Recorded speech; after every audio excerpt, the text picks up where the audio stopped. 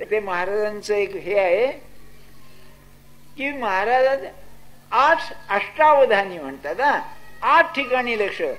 तर महाराजांचं 7 अष्टमांश लक्ष भगवंताकडे, 7 अष्टमांश आणि 1 अष्टमांश बाहेर व्यवहाराकडे. हे आदर्श लक्षात आलं ना. अहो डॉक्टर नाही का 2 गोष्टीकडे लक्ष देतो. एक पेशंट तपासतो आणि बिल पैसे देतो का नाही इकडे लक्ष असतं त्याचं,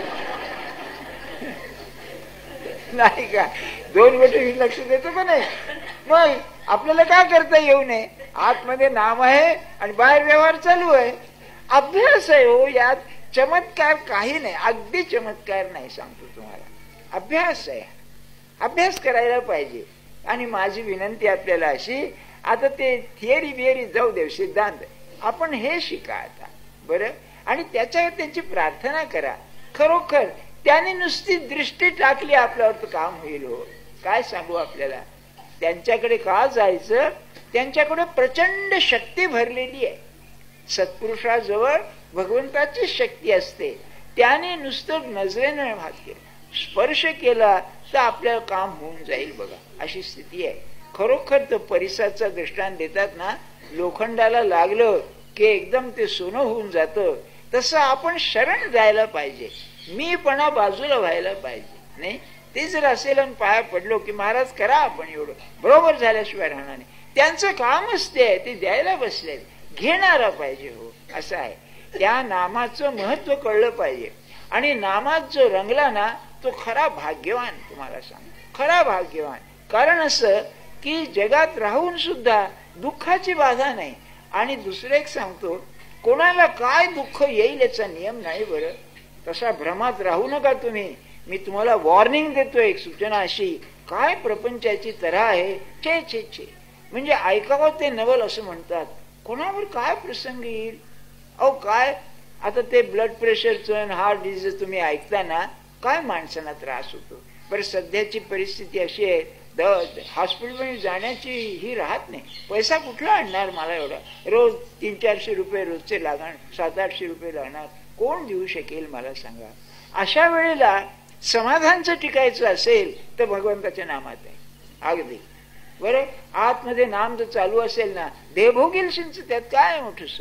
त्यातल्यात म्हातार पण फार कठीण आहे बरं. सर्व इंद्रिय अशी अकसून जातात, मेंदू अकसून जातो, स्मरण राहत नाही, जीवनाचा कंटाळा येतो आणि मृत्यू काही येत नाही. अशा वेळेला काय करणार. पुन्हा काय होतं, एक नवरा बायको आहे समजा, प्रेमळ नवरा बायको आहेत. काय लग्न करताना बा हुंडा इतका द्या, अग्रीमेंट ते यादी करतात ना, इतके साड्या द्या, अमके द्या, तर तू आधी मर मी आधी मर किंवा दोन्ही बरोबर मरू असं काय अग्रीमेंट करतात का. अरे एक मरणार आधी एक नंतर मरणार ठरलेलं आहे. आणि ते मागून जो राहतो ना त्याच जरा हे होतंय, अंग तुटल्यासारखं होतो, त्याला चैन पडत नाही. मग ज्यांच्या सहवासात 50-60 वर्ष आपण घालवली ते माणूस गेल्यानंतर त्रास होतो माणसाला. अशा वेळेला भगवंताचं नामच उपयोगी पडतो, दुसरं काही नाही.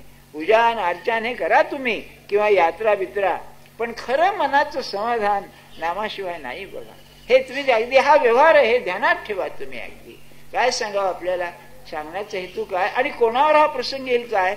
रामकृष्ण परमहंस आधी गेले, महाराज आधी गेले, किंबहुना त्या आईसाहेबांची स्थिती अशी झाली.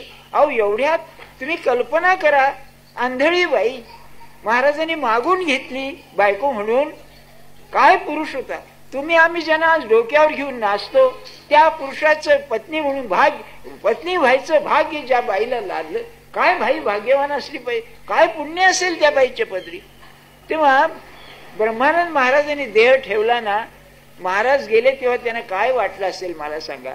तुमच्या आमच्या सारख्या शिष्यांना ते गेले तर चैन पडे ना, त्या बाईला काय आघात झाला असेल. त्या अतिशय जप करायच्या बरं का, फार जप करायच्या. त्यात ब्रह्मानंद महाराज गेले 1918 साली, तेव्हा त्यांनी अन्न सोडलं. त्या काय म्हणाल्या की ते म्हणजे महाराज ते न सांगता गेले, माझा मुलगा गेला, काय जगण्यात अर्थ आहे म्हणाले. असं मोठ्या मोठ्या लोकांना प्रसंग येतो, तेव्हा तुमची आमची काय कथा आहे मला सांगा, नाही का. तेव्हा अशा वेळेला भगवंताच्या नामाशिवाय नाही उपयोगी पडायचं काही. ते आत्तापासून अभ्यास करावा. अगदी इथे आपण आता तर संध्याकाळी आम्ही जाणार, तर माझी इच्छा खरी आहे, मी अतिशय नम्रपणे सांगतो बरं, माझा अधिकार नाही आपल्याला सांगण्याचा. अरे तुकाराम महाराजांसारखा, ज्ञानेश्वर महाराज, आपले महाराज यांचा तो अधिकार आहे की नाम घ्या म्हणून सांगायचा. तेव्हा माझा तो नसताना पण त्यांचा निरोप म्हणून सांगतो आपल्याला. आणि हा निरोप खरा आहे की नाही, नामाशिवाय नका राहू. ते तुम्ही शक्य तितका अभ्यास करा. याला कष्ट काय आहेत, याला सावधानता लागते, हे सांगून ठेवतो आपल्याला. अतिशय सावधानता, अलर्टनेस. केव्हा विसर पडतोय याचा नेम नाही. तेवढी आपण महाराजांची प्रार्थना करा, म्हणजे खरोखर इथे आल्याचं सार्थक होईल. जानकी जीवन स्मरण जय जय.